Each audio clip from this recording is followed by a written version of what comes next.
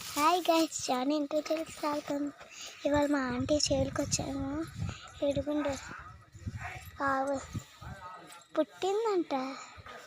ఏడుగుండే ఇదే చూసారు ఎంత బాగుంది. ఇది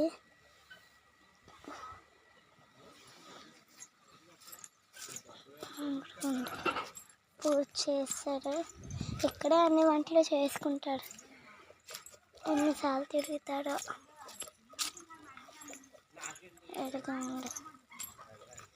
అడుగుండు పూజ చేసి సెక్యూరిటీ గార్డ్ చూపించాలా? అడుగుండి మన ముందే ఉంది, పరిగెడుతుంది.